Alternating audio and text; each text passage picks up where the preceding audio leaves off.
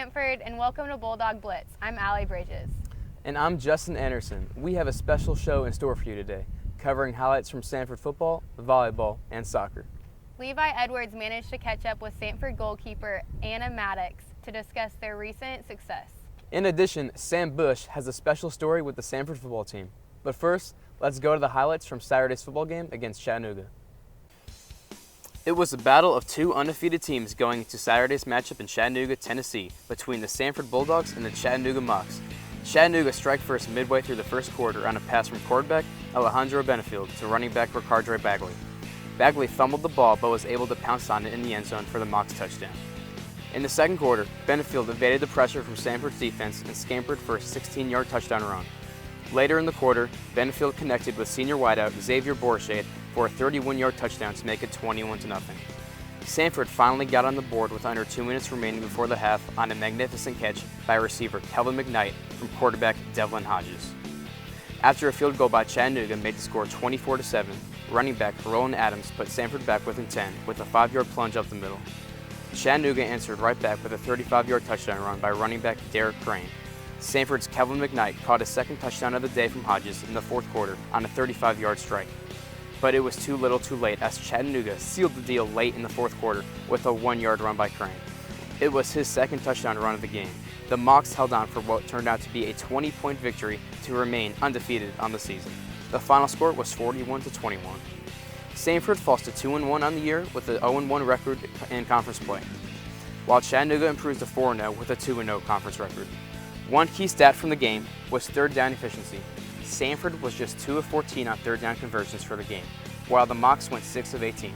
Chattanooga was also able to run the ball with great effectiveness, averaging almost 6 yards a carry. Samford, on the other hand, could not get anything going on the ground, averaging just over 2 yards per rush. As a result, Chattanooga dominated time of possession, holding possession of the football for almost double the amount of time Samford had possession. Allie caught up with Mike Grace, the voice of the Samford Bulldogs, to look at what's ahead. I am Allie Bridges with Bulldog Blitz, and I'm here with Mike Grace, the voice of the Bulldogs. Mike, how are you doing? I'm great, Allie, and glad to be with you today. Good. You I'm bet. glad to have you. First question, what are you thinking about this week's game right off the bat? Great matchup, the Southern Conference dogfight as our Bulldogs battle the Wofford Terriers who come in from Spartanburg, South Carolina.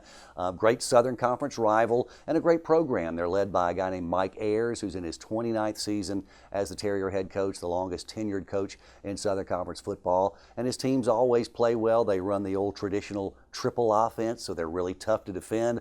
They love to run the ball and take care of the football and keep it away from you. So they're going to be a tough matchup for our Dogs, no doubt. Yeah. No, it sounds like it. Do you think our offense can pull it off this week? You know, our offense has been so good from a passing standpoint this year, Allie. Devlin Hodges, a redshirt sophomore quarterback who's got just an assortment of wide receivers to work with, and he's been great. They're averaging better than 350 yards per game through the air, which ranks 4th in the country right now.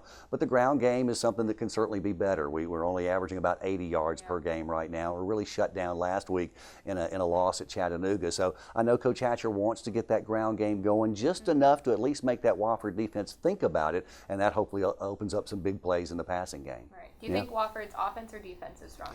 Well, they're tough on both sides. Defense is going to get most of the attention because right now they're 4th in the country in total defense, I think 5th against the run, so it's not going to be easy to run against these guys, but their trademark is their offense. They run that triple option that I talked about, and again, it really relies on the trigger man, the quarterback. Well, they've been through 3 different quarterbacks last season and this season because of injuries, and we'll get again a guy who has not started yet this year. He started 3 games last season for them, but they've had a real, merry-go-round at the quarterback position. We're not sure who we're going to see on game day this week, so that's going to make it tough for our Bulldog defense to prepare for, but hopefully they're up to the task on Saturday. Yeah, I hope so too. Do you think the families in the crowd will pump them up a little bit? Look, the families are always great, and you can talk to any of the coaches, head coach Chris Hatcher, the assistant coaches, even the players, and I promise you, Allie, they'll tell you when you and your fellow students are there loud and proud, making a bunch of noise, noise, it helps them. I guarantee you those guys on the sideline feel it. So I think this weekend, with it being family weekend,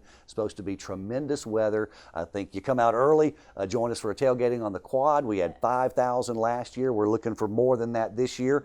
And I think it's going to be a great day for football. So you guys show up and come ready to yell, okay? Yeah. Yeah. That sounds like a picture-perfect Saturday football team. Should be, yeah. Well, thank you. Yeah. I'm glad you're here to join us. Enjoyed it. It wouldn't be possible without you. Thanks. Thank you for having us. You bet. And for us to interview you. You can catch the game this Saturday at 2 p.m. at the Samford Stadium.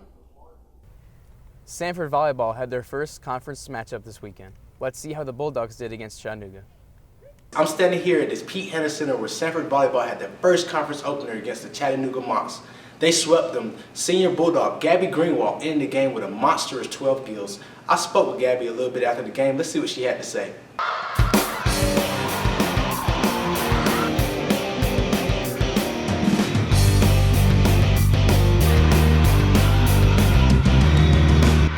We were all just thinking about playing together as a team and pushing and playing our style of volleyball and just doing that and not focusing so much on winning but playing our game, and then that finally led us to win the match. It's our journey together. We're starting a new chapter in Samford Volleyball, so I think I really just would rather keep it all about them. I'm just kind of a teacher and they're the ones who do really all the work, so I'm proud of them tonight, and we have a long way to go, but it's a good start to the journey in SoCon play. I'm Marquise, and this is Bulldog Blitz. Thank you, Marquise. The Samford soccer team has been on a roll lately, winning 4 of their last 5 games. Goalkeeper Anna Maddox has been really key to the victories for the Bulldogs. You are 4-1 at home, and 2 of those wins include 2 back-to-back victories against power conference opponents within Baylor and Alabama. Can you please describe how that must have been a heck of a week? Can you please describe just the momentum that gave your team? For us, honestly, we've had such great coaching this year and throughout the previous years, and we have such a great amount of returners coming back from last year and such a talented freshman class that really we had expectations to have it a close game, to compete. And so winning is, yes, it's big for us, it's big momentum like you said, but really for us we were expecting to make it a tight game. Well, and everyone has, a certain little niche or a certain thing that they do before games or during games to get them prepared, to get them mentally ready to go and be competitive. What do you do to make sure that you are mentally prepared going into games? Our team's pretty loose. There's a lot of dancing and music in the locker room and stuff. I'm more kind of quiet and reserved and like to just try and stay focused. We have our warm-up and we do the same thing every time, so that's kind of good just to get you into the habit of getting ready for that game and get prepared. And so I really just try and focus on the task at hand and just remember like how well I have played and how confident I should be from that, and hopefully use that to be motivation to play well in the coming games. I know you and your team all have the same goals because you all seem like very competitive, driven people when you're on the field. So can you please just describe what are your goals to end out this season as a team and personally for you as well? As a group, we really want to get to the NCAA tournament. The past 2 years, we've won the regular season conference, but we haven't been able to win in the tournament to be able to get us to the NCAA tournament. And so our goal really is to get there and to get a couple games in. We think if it comes down to it, we think we'd be able to play against the big teams and get those wins. And so we're really excited for that. We were really hopeful for that. So we know we have to work hard in conference and in the tournament to be able to get to that. And then me personally, trying to stay more consistent. Obviously getting shutouts are great. That's what you would love to have as a goalie, not getting scored on at all. Just staying consistent, minimizing mistakes, and then going from there and hopefully making it to conference. So. Okay, well, thank you so much. You're welcome. Thanks, Maddox. Thank you. Thank you for that, Levi. On the night of May 23rd, 2003, tragedy struck. Former football player Charles Williams was in a 4-person car crash downtown Birmingham. He did not survive the crash. This tragedy not only affected Samford's football team, but Samford as a whole in a very tragic way. Samford reserves a number 5 jersey, now known as the Charles Williams Memorial Jersey, for the senior football player that displays leadership skills, selflessness, high-quality character, and excels in the classroom and on the field. This year's recipient is tight end Devin Schmidt. Sam Bush has the story. Hi, I'm Sam Bush. Hi. Nice to meet you, Coach Ross Newton. How you doing today? Doing well. All right, well, I just had a few questions to ask you about the number 5 jersey, the Charles Williams Memorial jersey. So how did you know Charles, and what was your relationship with him? Charles and I were in the same class, Okay. class of 2003 at Samford. He was a suite mate of mine freshman year, and then a teammate of mine. Then tragically, before going into Charles's 4th year in college, he passed away in a car wreck that summer. Charles was one of those guys that was teammates with a lot of folks on the field. Everybody, Charles was a very likable guy, hard worker, would have probably eventually been a team captain if he would have played his last 2 years, that type of player. And what is your favorite memory of Charles? I tell people all the time, Charles is a smile. Charles came to work every day with the ability to enjoy life, enjoy practice, enjoy everything. Charles was a very good player, starter. He wasn't the best player on the team, but he enjoyed practice, he enjoyed life. He was fun to be around. He had an infectious personality that was in a positive way. And so you kind of started getting into this. What kind of legacy has Charles left behind? Well, what's neat is none of the players now would have ever met Charles William. We've had his brother come speak to the team a time or two and his Very cool. family. But what's neat is 10 years later, 11 years later now, Charles is still, his memory is still going on. Our players want the number 5 jersey. When we announce it in the summertime, it's a very exciting time for them. And, you know, it's neat to see that, and it's all off the qualities that he possessed.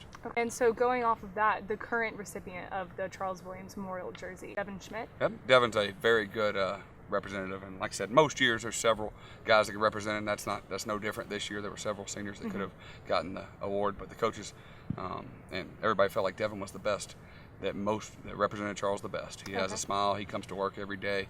He loves being here. He loves practicing. He's a good player. He's a team player. He puts the team first, and he does the right things off the field also. Schmidt, a redshirt senior, quickly became a major asset to the team. He caught 26 passes for 254 yards last year and scored the first touchdown of the 2016 season. Hey Devin, I'm Sam Bush. Thank you so much for joining us here today on the Bulldog Blitz. How have you seen yourself grow into a leader throughout your time playing at Samford? Yeah, so I actually started off as a walk-on here. I was 7th string tight end coming in my freshman year, and just throughout the years, I've seen myself just able to like step up into bigger and bigger roles every year, and take on more leadership every year with like the new guys coming in and kind of leading them and kind of showing them the ropes. So what was your reaction when you were awarded the Charles Williams Memorial jersey? It was a real honor. You know, this is the first year that we had the team kind of vote as a team on who they wanted the senior to wear the number 5 jersey was. So just having them like recognize like the hard work I've put in throughout the years and setting me aside as like kind of that guy was just a huge honor. How do you think you uphold Charles's legacy? How do you plan to do so throughout the season? So obviously Charles was a hard worker and a big time leader and made plays throughout the year. That's kind of my goal, is to really honor what he stood for and kind of what he meant to the team. So that means giving everything I've got every day for the team and really putting the team ahead of myself. From everything I've heard, that he was an outstanding guy with great character and really loved everyone to the fullest. So Great. Well, congratulations on the honor. Thank you. Thanks for coming out. Yeah, absolutely. Thank you, Sam. That's all the time we have for this week's show. Be sure to tune in next Thursday for a recap of Samford sports. Thank you for watching the Blitz.